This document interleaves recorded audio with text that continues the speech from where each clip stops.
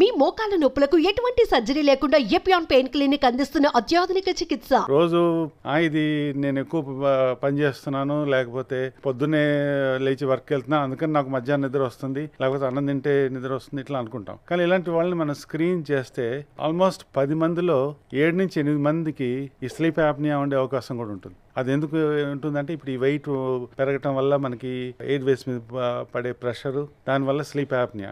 ఈ sleep apnoea నుంచి యంగ్గా ఉన్నప్పుడు మీకు తెలియదు, సామాన్యంగా పక్కన ఎవరన్నా వైఫ్ వస్తారు, పక్కన ఉన్న పార్ట్నర్ ఎవరైనా వస్తే ఏమంటే ఈయన స్నోర్ చేస్తున్నారా లేకపోతే గురక పెడుతున్నారా ఎప్పుడన్నా మీరు చూసారా అంటే చాలా మంది అవునండి నేను చూశాను, ఒక్కొక్కసారి నాకు భయం వేస్తుంది, లేపాల్సి కూడా వస్తుంటుంది, నిద్రపోతూ గురకలో ఆగిపోయినట్టు అనిపిస్తుంది. అంటే ఇలాంటివన్నీ మనం అడిగేదాకా ఇది మామూలుగా అనుకుంటారు, అది అదొక సమస్య అనే సంగతి కూడా వాళ్ళకి తెలియదు అనమాట. ఇప్పుడు మీరు ఇంతవరకు మనం టెస్ట్ లేకుండా మనం మాట్లాడాం. ఇప్పుడు నెక్స్ట్ స్టేజ్ వచ్చి వీళ్ళు ఆబ్వియస్లీ ఏం చేయాలి, ఇప్పుడు మరి టెస్ట్లు ఏం చేయాలంటే ఒక ఈ ఏజ్ కి కంప్లీట్ లివర్ ప్రొఫైల్ అనండి, కంప్లీట్ బ్లడ్ అంటే మీరు టెస్ట్ అనేది ఏ ఏజ్ లో కంపల్సరీ మొదలు పెట్టుకోవాలంటారు? ఇప్పుడు కనీసం 30 నుంచే మొదలు పెట్టచ్చు, వాళ్ళ ఫ్యామిలీ హిస్టరీ బట్టి.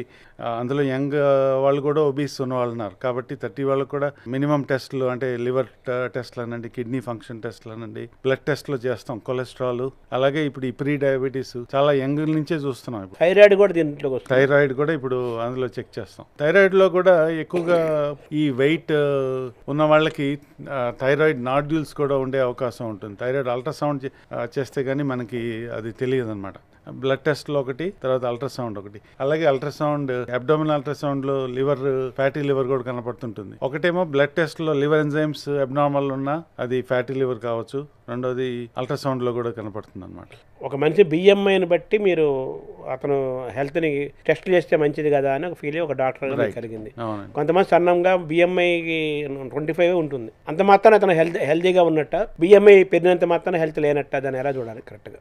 బిఎంఐ నార్మల్గా ఉండే వాళ్ళకి అగైన్ వాళ్ళ ఫ్యామిలీ హిస్టరీ చూడాలి, మిగతా వాళ్ళ అలవాట్లు చూడాలి, స్మోకింగ్ హిస్టరీ చూడాలి, ఆల్కహాల్ హిస్టరీ చూడాలి. ఆల్కహాల్ తాగే వాళ్ళకి కూడా ఈ ఫ్యాటీ లివర్ వచ్చే అవకాశాలు ఉంటాయి. కాబట్టి మళ్ళీ బ్లడ్ టెస్ట్లో చేసే అన్ని కామన్గా అందరికీ అదే వస్తాయి. లివర్ టెస్ట్ చేయాలి, కొలెస్ట్రాల్ టెస్ట్ చేయాలి, షుగర్ ప్రీ డయాబెటీస్ టెస్ట్ చేయాలి. అవసరమైతే ఫ్యామిలీ హిస్టరీ ఉంటే ఒక ఏజ్ 35 దాటితే కనీసం ఒక ఈసీజీ 35 to 40. ఇప్పుడు అలాగే 45 సామాన్యంగా కాల్షియం స్కోరింగ్ అని చేస్తాం, హార్ట్ అర్లీగా ఏమైనా హార్ట్ డిజీజ్ ఉంటే పికప్ చేయడానికి. 45 దాటిన వాళ్ళకి స్క్రీనింగ్ కొలనాస్కోపీ, ఇదివరకు 50 ఉండేది, ఇప్పుడు 45 వాళ్ళకే స్క్రీనింగ్ కొలనాస్కోపీ చేయడం, ఇలాంటివి రికమెండ్. ఇప్పుడు అదే ఆడవాళ్ళలో చూసుకుంటే 40+ వాళ్ళకి మ్యామోగ్రామ్లు అనేది రికమెండెడ్. సో ఓవరాల్గా మీరు చెప్తున్నది ఏంటంటే 30 ఏళ్ల వయసు దాటినప్పటి నుంచి కూడా డాక్టర్ని కలిసి ఇయర్లీ వన్స్ అయినా కానీ టెస్టులు చేయించుకోవాలంటారు. ఇయర్లీ వన్సా దానికైనా పీరియడ్ ఏమన్నా? ఇయర్లీ వన్స్తో స్టార్ట్ చేసి అవసరాన్ని బట్టి డాక్టర్ గారి అంటే ఇప్పుడు వెయిట్ ఉంటే కొంచెం తొందరగానే రమ్మని చెప్తాం మళ్ళీ ఫాలో అప్కి. ఎందుకంటే 1 ఇయర్లో అంతా బాగానే ఉంది అనుకుంటే కొంచెం ఓవర్ వెయిట్ ఉన్న వాళ్ళు ఓబీస్ అయ్యే ఛాన్సెస్ ఎక్కువ ఉంటాయి.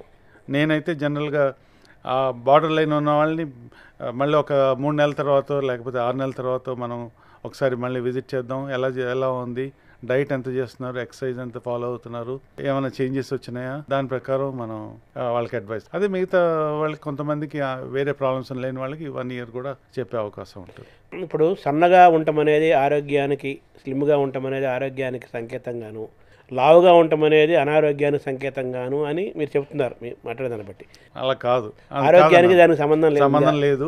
ఇందాక మనం అనుకున్నట్టు వాళ్ళ ఫ్యామిలీ హిస్టరీ సన్నగా ఉన్నా కూడా మిగతా ఉండే అవకాశాలు ఉన్నాయి కాబట్టి లావుగా ఉన్నా ఆరోగ్యంగా ఉండొచ్చు. ఎగ్జాక్ట్లీ, లావుగా ఉన్న ఆరోగ్యం ఉండొచ్చు. బట్ ఈ కొన్ని లావుగా ఉన్న వాళ్ళకి ఈ టెస్టులు చేసే స్క్రీనింగ్ చేయాల్సిన అవసరం ఉంది అని అనుకోవచ్చు. అలాగే సన్నగా ఉన్న వాళ్ళకి కొన్ని వాళ్ళ అలవాట్లు, వాళ్ళ హ్యాబిట్స్, వాళ్ళకున్న ఫ్యామిలీ హిస్టరీ ప్రకారం, వాళ్ళ ఏజ్ ప్రకారం స్క్రీనింగ్ టెస్టులు ఏంటన్నది డిపెండ్ అయి ఉంటాయి. అలాగే ఫ్యాట్ వేరు, కొలెస్ట్రాల్ వేరు కదా, రెండు ఒకటే. కానీ కొలెస్ట్రాల్లో మళ్ళీ ట్రైగ్లిజరైడ్స్ రకరకాలు ఉంటాయి అన్నమాట. ఇప్పుడు అందులో bad cholesterol, good cholesterol, good cholesterol, అలాగే ట్రైగ్లిజరైడ్స్ అంటాం. అవును, ముఖ్యంగా డయాబెటీస్ ఉన్న వాళ్ళకి ట్రైగ్లిజరైడ్స్ ఎక్కువ ఉండే అవకాశం ఉంటుంది. అంటే మీద మన సన్నము లావు గురించి మాట్లాడుకున్నాం, బిఎంఐ గురించి మాట్లాడుకున్నాము. అవును. కొంతమంది సన్నగా ఉండే వాళ్ళకి కూడా కొలెస్ట్రాల్ ప్రాబ్లం వస్తుంది. అవును. ఎందుకంటారు అది? సామాన్యంగా మనం ఏంటంటే డైట్ దానివల్లే మనం కొలెస్ట్రాల్ అనుకుంటాం, కానీ జెనెటిక్గా ఉండే వాళ్ళు ప్రైమరీ హైపర్ కొలెస్ట్రాలమియా అంటాం. అంటే వాళ్ళకి టోటల్ కొలెస్ట్రాల్ 300 పైన, అలాగే ఎల్డిఎల్ అంటే బ్యాడ్ కొలెస్ట్రాల్ 200 పైన ఉంటే వీళ్ళకి జెనెటిక్గా ఉండే అవకాశాలు ఎక్కువ ఉంటాయి. ప్రైమరీ అంటే దాని అర్థం ఏంటి, వీళ్ళకి ప్రిమెచ్యూర్ హార్ట్ డిజీజ్ వచ్చే అవకాశాలు ఎక్కువ ఉంటాయి. సో వీళ్ళని కొంచెం ముందుగానే స్క్రీనింగ్ చేసి వాళ్ళ ఫ్యామిలీ హిస్టరీ ప్రకారం ఇన్వెస్టిగేషన్ చేయాల్సిన అవసరం ఉంటుంది. ఇప్పుడు బిఎంఐని మనం ఎలా చూడాలి యాక్చువల్గా? నమ్మాలా నమ్మకూడదా ఆ పారామీటర్ని? బాడీ మాస్ ఇండెక్స్ డెఫినెట్గా అదొక రఫ్ ఇండికేటర్ అండి. అలాగే మనిషిని చూసి ఫిజిషియన్స్కి జనరల్గా మనకి అర్థమవుతుంది వాళ్ళ అలవాట్లను బట్టి. వాళ్ళ ఇప్పుడు ఎక్సర్సైజ్ చేస్తున్న జిమ్కి వెళ్ళే పర్సన్కి BMI 29 ఉందనుకోండి, అది వాళ్ళు ఓవర్ వెయిట్ అని కాకపోవచ్చు. దానికి కూడా ఇప్పుడు కొన్ని అడిషనల్ స్కేల్స్ వచ్చినాయి. అది చూస్తే మన ఫ్యాట్ పర్సంటేజు, మజిల్ పర్సంటేజు, విడివిడిగా body composition. Ideally DEXA scan analysis అయితే బెస్ట్ అంటారు.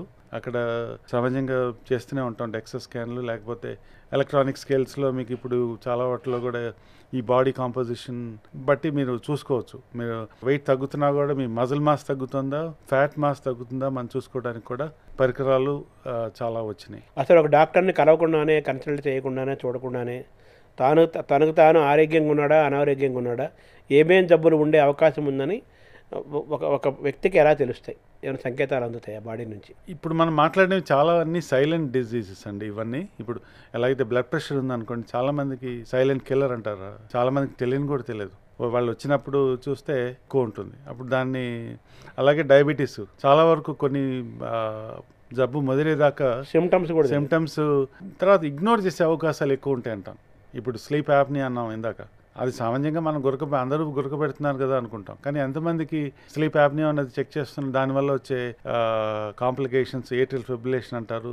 తర్వాత అంటే ఇవన్నీ కొంతమందికి మెజారిటీ కొంచెం 40లో 50లో రావచ్చు ప్రాబ్లమ్స్, కొంతమందికి 60-70 వచ్చినా రాకపోవచ్చు. కొంచెం అన్ప్రిడిక్టబుల్. ఇప్పుడు మామూలుగా మనం ఇంతవరకు కొంత జనరల్గా ఆరోగ్యంగా ఉన్నారా, అనారోగ్యంగా ఉన్నాడా, డాక్టర్ చూడగానే చెప్పడము, లేకపోతే కొన్ని టెస్టులు చేయటము, అవేర్నెస్ తోటి టెస్టులు చేయించుకోవటము, అలాగే తనకు వచ్చే సంకేతాలు బట్టి చూసుకోవటం అనేది మనిషి ఆరోగ్యాన్ని తాను సమీక్ష చేసుకోవటం, ఒక స్నాప్ షాట్ లాగా చేయటం చాలా అవసరం అనేది ముఖ్యం. అవునండి. ఇంకా మీ సబ్జెక్ట్ వచ్చేసరికి మీరు ఇంటర్నల్ మెడిసిన్ అన్నారు కదా. ఇంటర్నల్ మెడిసిన్ అంటే మన జనరల్ మెడిసిన్ కైనా కంపారిజన్ ఉందా, ఇంకా డిఫరెన్స్ ఉందా? మోర్ ఆర్ లెస్ సిమిలర్ అండి. కొంచెం ఇంటర్నల్ మెడిసిన్లో కొన్ని మేము ఎక్కువ కార్డియాలజీ లేకపోతే గ్యాస్ట్రోఎంటరాలజీ ఇండియాలో కంటే అక్కడ ఎక్కువ ఫోకస్ ఉండే అవకాశం ఉందని చెప్పచ్చు.